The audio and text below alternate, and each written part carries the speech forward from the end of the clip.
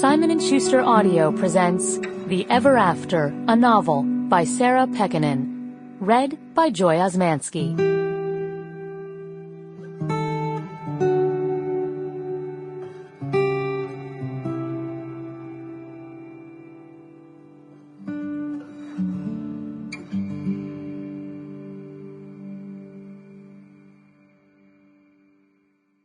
For Sarah Pekkanen. Chapter 1. So this is how you discover your husband is having an affair, Josie Moore thought. She stared through the windshield of her Toyota Sienna toward the glass door of their neighborhood Starbucks.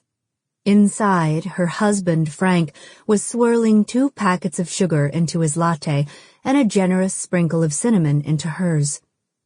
In the back seat, their 3.5-year-old daughter, Isabella, dozed with her head lolling sideways, and their 7-year-old Zoe played on a Nintendo DS. Josie gripped Frank's iPhone more tightly in her hand. If she were better organized, she might never have found out, Josie realized.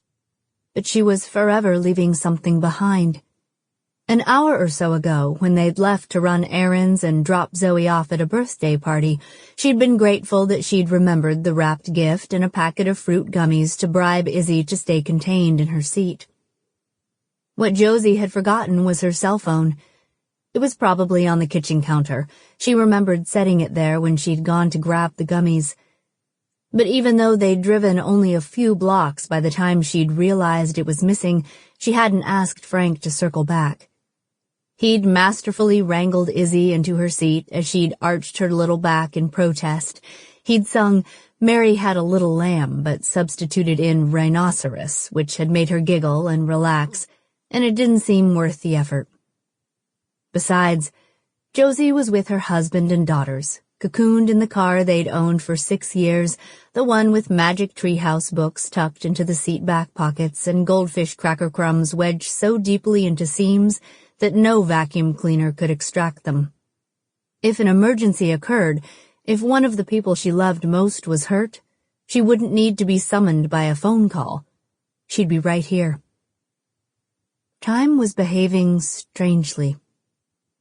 Josie felt as though she'd been suspended in this parking lot for hours, but surely only a few minutes had passed since Frank had dashed under that green awning and through the glass door. Sample complete. Ready to continue?